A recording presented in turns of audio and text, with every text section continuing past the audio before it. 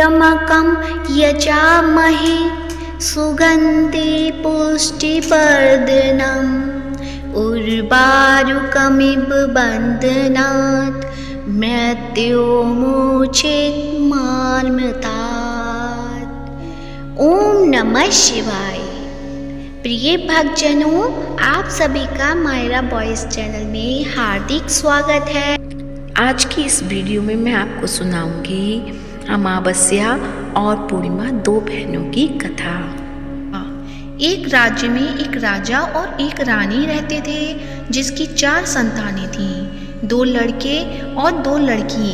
एक लड़की का नाम पूर्णिमा तथा दूसरी लड़की का नाम अमावस्या था। पूर्णिमा घर के कामों में निपुण थी और घर का पूरा काम करती थी और भगवान की पूजा अर्चना भी किया करती थी। और उसकी दूसरी बहन अमावस्या ना ही घर का कोई काम करती थी, ना ही भगवान की पूजा अर्चना करती थी और ना ही गौ माता की सेवा करती थी। पूर्णिमा सर्वगुण संपन्न थी, फिर भी राजा और रानी अपने दोनों बेटों तथा पुत्री अमावस्या को ही प्यार किया करते थे और वह पूर्णिमा से प्यार नहीं करते थे, उसके साथ भेदभाव करते थे। राजा के चारों पुत्र और पुत्री धीरे धीरे बड़े हो रहे थे। जब वे बड़े हो गए, राजा ने अपने दोनों पुत्रों का विवाह योग्य कन्याओं के साथ करा दिया। इसके बाद रानी ने राजा से कहा कि अब दोनों पुत्री विवाह के योग्य हो गई हैं और इन दोनों का विवाह भी करा दो, लेकिन पुत्री अमावस्या का विवाह किसी बड़े खानदान में कराना और पूर्णिमा का विवाह किसी गरीब परिवार में कराना, क्योंकि पूर्णिमा को केवल भगवान की पूजा पाठ करना ही पसंद है और गाय की सेवा करना पसंद है। अब रानी ने राजा को दोनों पुत्रियों का रिश्ता तय करने के लिए भेज दिया। राजा ने अपने पड़ोसी राज्य में जाकर वहाँ के राजा के पुत्र से अमावस्या का रिश्ता तय कर दिया और वहीं पास के गांव में जाकर एक गरीब परिवार के लड़के से पुत्री पूर्णिमा का रिश्ता भी तय कर दिया।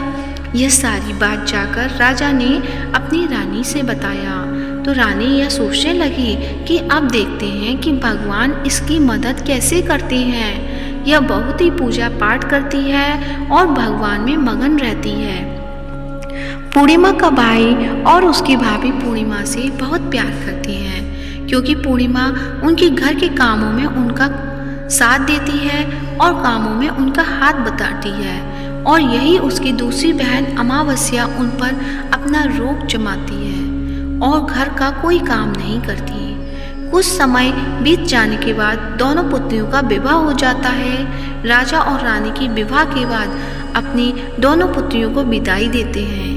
विदाई देते समय राजा और रानी की पुत्री अमावस्या को बहुत सा धन और दौलत देकर विदा करते हैं और पूर्णिमा को भी कुछ नहीं देते, खाली हाथ अपने घर से विदा करते हैं। इसके बाद दोनों बहनें अपने ससुराल को चली जाती हैं। कुछ दिन बीत जाते हैं और एक दिन अमावस्या अपने घर पर शिव जी की कथा रखती है, जिसमें वह सभी गांव वालों को निमंत्रण देती है और अपनी बहन पूर्णिमा को नहीं बुलाती। जब गांव की सारी औरतें अमावस्या के यहाँ जाती हैं तो यहाँ सब दृश्य पूर्णिमा अपने घर के दरवाजे के बाहर बैठकर देख रही होती है। तब वहाँ से गुजर रही औरतें पूर्णिमा से कहती हैं कि तुम्हारी बहन के यहाँ शिव जी की कथा रखी है, क्या तुम नहीं चलोगी? पूर्णिमा ने कहा, मुझे निमंत्रण नहीं आया है, मैं नहीं जा सकती। सभी गांव की औरतों ने पूर्णिमा से कहा, बुलाया नहीं तो क्या हुआ, भगवान शिव की कथा है, तुम हमारे साथ चलो। गांव की सभी औरतों की बात मानकर पूर्णिमा भी उनके साथ भगवान शिव की कथा में अमावस्या के घर चली जाती है। जब अमावस्या की नज़र पूर्णिमा पर पड़ती है तो वहाँ कहती है कि तुम यहाँ कैसे चली आई, मैंने तो तुम्हें बुलाया नहीं था। खैर कोई बात नहीं, अब तुम आ ही गई हो तो चुपचाप बैठी रहना। और यह कहते हुए अमावस्या ने पूर्णिमा की गरीबी का भी मजाक उड़ाया। पूर्णिमा की आंखों में आंसू आ गए और रोते रोते मन ही मन में पूर्णिमा भगवान शिव से विनती करती है, हे भगवान, क्या पूजा पाठ करना गलत है? गौ माता की सेवा करना गलत है? आखिर मेरी गलती क्या है? आप मुझ पर अपनी कृपा दृष्टि कब बनाएंगे? पूर्णिमा बार बार भगवान शिव से यही कहती रहती। इतने में शिव कथा पूरी हो जाती है और अमावस्या भगवान का प्रसाद बांटने लगती है। वह सभी लोगों को प्रसाद देती है, लेकिन पूर्णिमा को वह प्रसाद नहीं देती।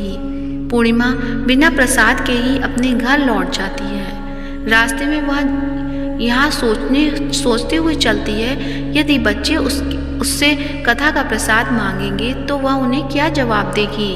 उसने सोचा था कि वह अपने मायके, अपने भाई और भौजाई के यहाँ जाएगी और वहाँ जाते हुए वहाँ बच्चों के लिए कुछ लेकर जाएगी। ऐसा सोचते हुए वह अपने घर वापस लौट आई। घर वापस लौटकर आने के बाद वह अपने पति और बच्चों से कहती है कि वह अपने मायके जा रही है। पति ने कहा ठीक है, और कुछ समय के बाद पूर्णिमा अपने मायके के लिए रवाना हो गई। चलते चलते रास्ते में एक चबूतरा आया जिस पर तुलसी का पौधा लगा था। उस चौधरी पर एक बूढ़ी अम्मा बैठी हुई थी। वह कोई और नहीं, साक्षात तुलसी माँ थी। वह बूढ़ी माता ने पूर्णिमा से कहा, बिटिया तुम कौन हो और कहाँ जा रही हो। पूर्णिमा अपना परिचय देती है। परिचय देने के बाद बूढ़ी औरत ने पूर्णिमा से कहा कि यहाँ तुलसी का पौधा सूख रहा है, इसमें थोड़ा सा पानी डाल दो और इस चबूतरे की सफाई कर दो, जिससे मुझे थोड़ी ठंडक मिलेगी। पूर्णिमा ने कहा कि ठीक है माँ, मैं तुलसी में पानी डाल देती हूँ और यहाँ की सफाई भी कर देती हूँ। पूर्णिमा ने साफ सफाई करने के बाद बूढ़ी अम्मा को भी नहला दिया और बूढ़ी अम्मा की सेवा की, उनके पैर दबाए और बूढ़ी अम्मा से कहा कि माँ जी और बताइए मैं आपकी क्या सेवा करूँ, और कोई काम है तो बता दीजिए, मैं कर दूँगी। बूढ़ी अम्मा ने कहा कुछ नहीं, अब तुम जाओ और वापस आते समय मुझसे मिलते हुए जाना। पूर्णिमा ने बूढ़ी अम्मा से कहा ठीक है माताजी, मैं जाती हूँ, वापस आते वक्त आपसे मिलते हुए जाऊंगी। कुछ समय आगे चलने के बाद एक शिव मंदिर आया। वहाँ पर उसे एक बूढ़े बाबा मिले जो मंदिर के बाहर बैठे हुए थे। वह कोई और नहीं, साक्षात भोलेनाथ थे। उन्होंने पूर्णिमा से कहा कि कहाँ जा रही हो बेटी, तुम कौन हो। तब पूर्णिमा ने अपना परिचय दिया। फिर उस बूढ़े बाबा ने पूर्णिमा से कहा कि इस चबूतरे की और इस मंदिर की सफाई कर दो। तब पूर्णिमा ने मंदिर की और चबूतरे की साफ सफाई कर दी और वहाँ पर पूजा पाठ अर्चना भी की। और साफ सफाई पूजा अर्चना करने के बाद उन्होंने बूढ़े बाबा को भी नहला दिया और उनसे कहा कि बाबा और कोई काम हो तो बताइए। तब बूढ़े बाबा ने कहा नहीं बेटी, अब तुम जाओ और वापस आते वक्त मुझसे मिलते हुए जाना। पूर्णिमा ने कहा ठीक है बाबा, मैं जाती हूँ, वापस आते हुए आपसे मिलते जाऊँगी। आगे चलते चलते कुछ दूर चलने के बाद पूर्णिमा को एक काली जी का मंदिर दिखा। वहाँ भी एक बूढ़ी अम्मा चबूतरे पर बैठी हुई थी। उस बूढ़ी औरत ने भी पूर्णिमा से कहा कि बेटी तुम कौन हो, कहाँ से जा रही हो। तब पूर्णिमा ने उस बूढ़ी औरत को भी अपना परिचय दिया। बूढ़ी औरत ने पूर्णिमा से कहा कि यहाँ पर सभी पूजा पाठ करने आते हैं, लेकिन मंदिर की साफ सफाई करने के लिए कोई नहीं आता, इसलिए तुम मंदिर की और चबूतरे की साफ सफाई कर दो। पूर्णिमा ने कहा ठीक है माताजी, और पूर्णिमा मंदिर की चबूतरे की सफाई कर देती है और पूजा पाठ भी करती है, माताजी का श्रृंगार करती है और उस बूढ़ी अम्मा को भी नहला देती है और बूढ़ी अम्मा के पैर दबाती है और कहती है कि सभी काम हो गया है माँ जी, और कोई काम हो तो बताइए। बूढ़ी अम्मा कहती है कि नहीं बेटी, अब तुम जाओ, लेकिन वापस आते वक्त मुझसे मिलते हुए जाना। पूर्णिमा कहती है ठीक है और आगे चली जाती है। आगे चलते चलते एक नदी आती है। वहाँ पर भी एक बूढ़ी अम्मा बैठी रहती है और वहाँ कहती है कि बेटी तुम कौन हो और कहाँ से आई हो।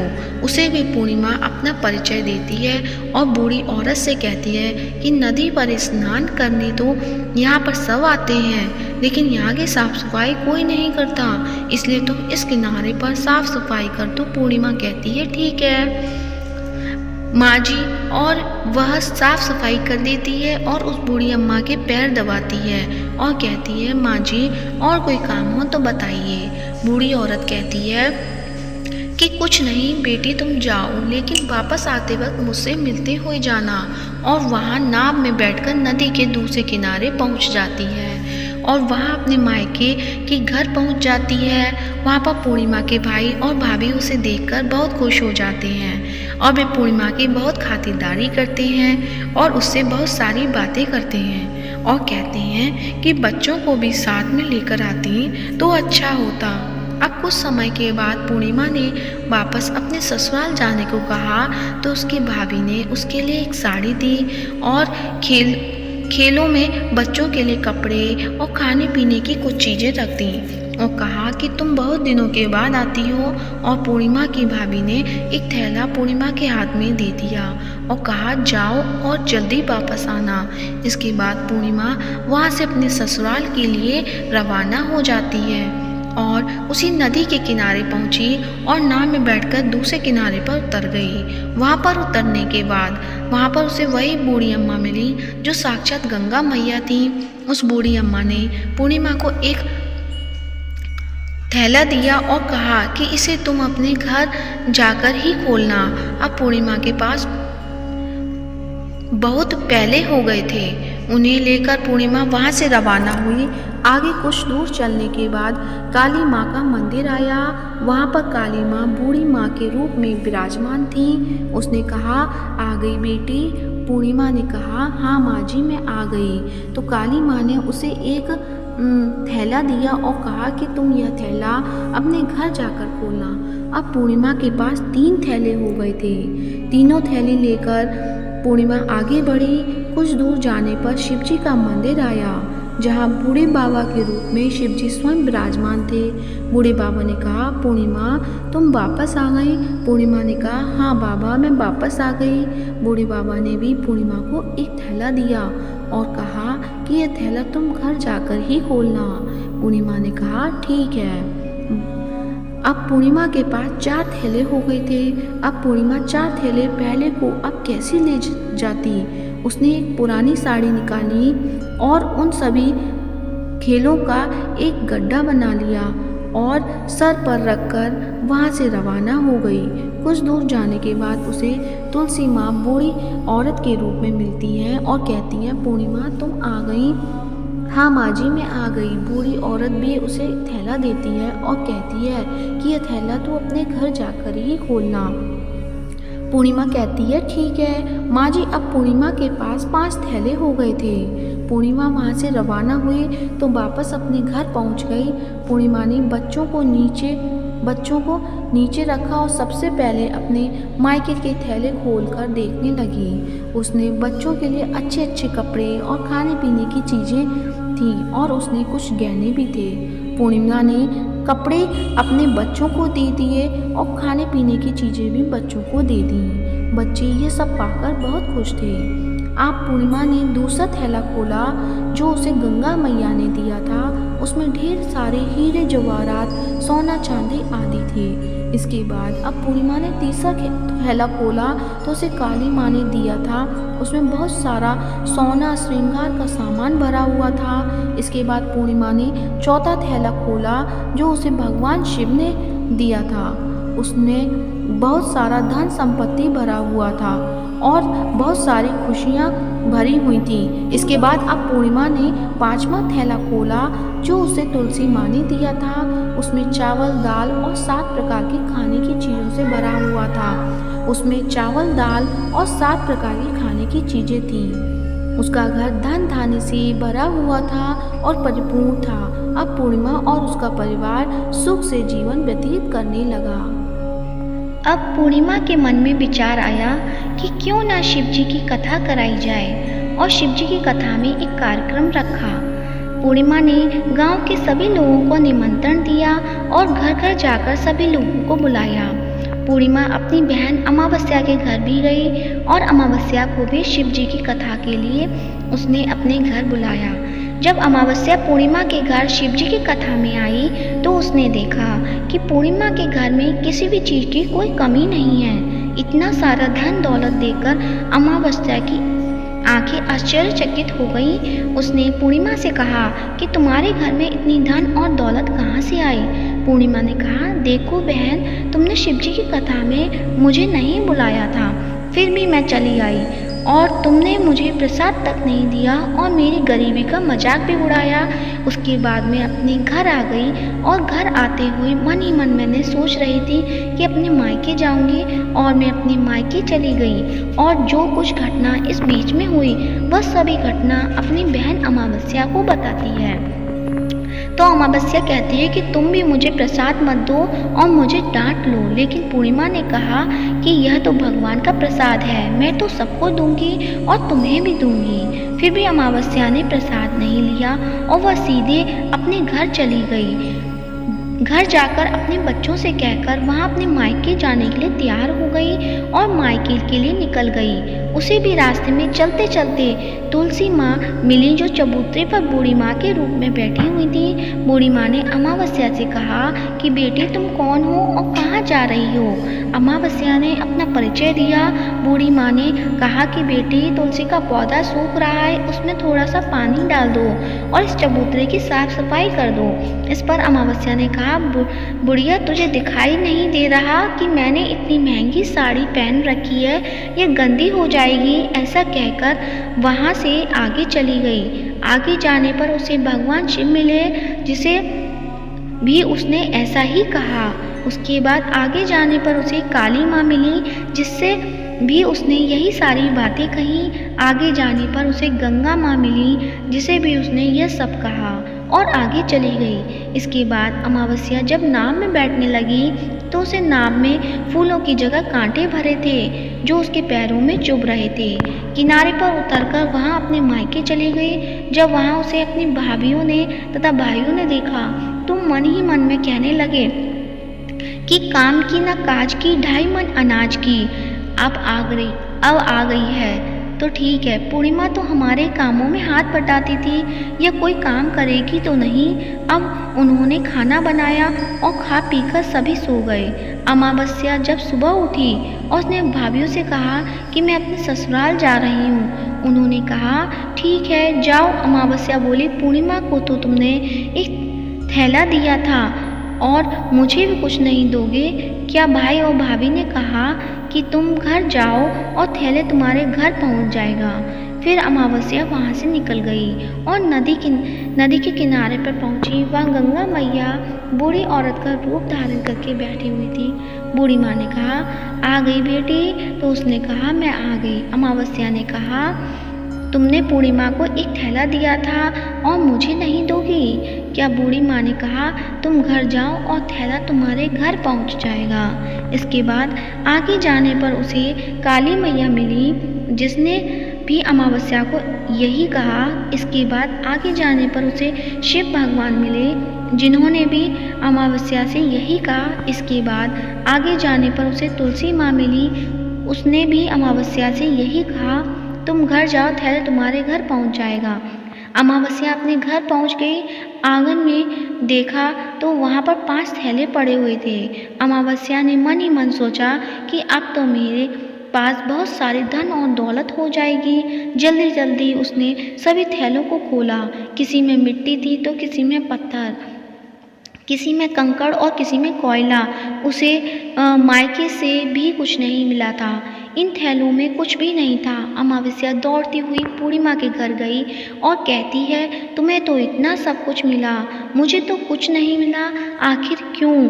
तो पूर्णिमा कहती है कि जब मैं अपने मायके जाती हूँ तो अपने भाभियों के साथ उनके कामों में हाथ बटाती हूँ, उनके साथ मिलकर काम करती हूँ, लेकिन तुम ऐसा कुछ नहीं करती, उनकी इज्जत भी नहीं करती, इसलिए वह तुम्हें भला क्या देंगे। इसके बाद तुमने गंगा मैया को ठुकरा दिया और काली माँ को भी ठुकरा दिया और भगवान शिव को भी तुमने ठुकरा दिया। इसके लिए उन्होंने तुम्हें कुछ नहीं दिया। अमावस्या कहती है कि बहन, तुम मुझे माफ़ कर दो, मैंने तुम पर हमेशा अत्याचार किया है, मुझे कुछ नहीं मिला तो कोई बात नहीं, मैं भी भगवान की भक्ति करूँगी और सब कुछ प्राप्त कर लूँगी, मुझे इन सब चीज़ों का रहस्य बताओ। तो पूर्णिमा ने कहा कि तुम 3 सूत्र का ज्ञान ले लो और उसकी कथा करना। पहले सूत्र में दया मांगना और दूसरे सूत्र में कथा मांगना और तीसरे सूत्र में 108 बार ओम नमः शिवाय का जाप करना। बहन, भगवान यही भगवान ने यही सूत्र दिए हैं, इनको अपने हृदय में बसा लेना। मैंने भी यह 3 सूत्र अपने जीवन में अपनाए थे और सच्चे मन से भगवान की भक्ति पूजा पाठ की थी। फिर भगवान ने मुझे यह सब कुछ दिया और तुम्हारे पास जो कुछ था वह भी सब खत्म हो गया। इसके बाद अमावस्या अपने घर गई और भगवान की पूजा पाठ करने लगी। भगवान शिव ने उसने माफ़ी मांगी और गौ माता की सेवा भी की और दूसरों की मदद भी की। तो ये थी अमावस्या और पूर्णिमा, 2 बहनों की कहानी। जैसा भगवान शंकर ने पूर्णिमा के साथ किया वैसे सभी के साथ करें। ऐसे ही हमें सच्चे भाव से अपनी भक्ति करनी चाहिए, जिससे हमें भी अपना पूजा का फल प्राप्त हो सके। प्रिय भक्तजनों, आज की कथा अच्छी लगी है तो वीडियो को लाइक कीजिए और कमेंट बॉक्स में ओम नमः शिवाय अवश्य लिखें और साथ ही चैनल को सब्सक्राइब करें। हर हर महादेव। ओम नमः शिवाय।